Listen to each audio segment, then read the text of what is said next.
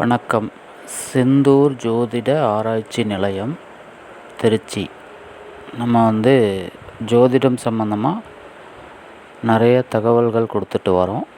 அதில் அந்த வரிசையில் ராசிகளுக்குள்ளே என்னென்ன இருக்குது அப்படிங்கிறத தெரிஞ்சுக்கணும் அப்படிங்கிறதுக்காக இப்போ நம்ம இது வரைக்கும் 10 ராசிகள் சொல்லியிருக்கோம். இப்போ அடுத்தது 11வது ராசி, கும்பராசி.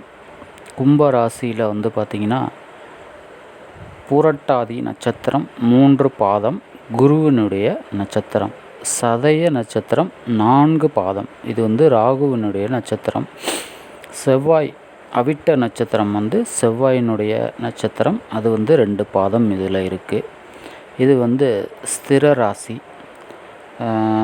இது ஒரு காற்று ராசி. மாதம் பார்த்திங்கன்னா மாசி மாதம்.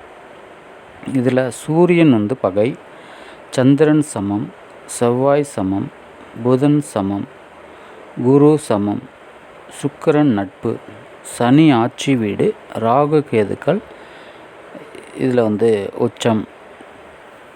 இது எதுக்காக இந்த தகவல்லாம் சொல்கிறோம் அப்படின்னா, எல்லாருமே அவங்கவுங்களுடைய நட்சத்திரம் என்ன, ஒரு நட்சத்திரத்தில் பிறந்திருப்போம். ஆனால் எல்லாருமே அந்த நட்சத்திரம் அப்படின்றத மட்டும்தான் சொல்லுவாங்க. அதில் என்ன பாதம் அப்படிங்கிறது இருக்குது.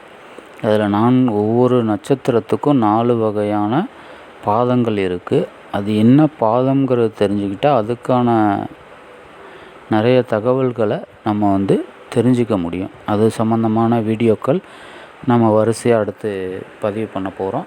இப்போதைக்கு நம்ம ராசிகளுக்குள்ளே என்னென்ன நட்சத்திரம் இருக்குது அப்படிங்கிறத நம்ம தெரிஞ்சுக்கலாம். இந்த சேனலை அனைவரும் பாருங்கள், எல்லாத்துக்கும் ஷேர் பண்ணுங்கள். நன்றி, வணக்கம்.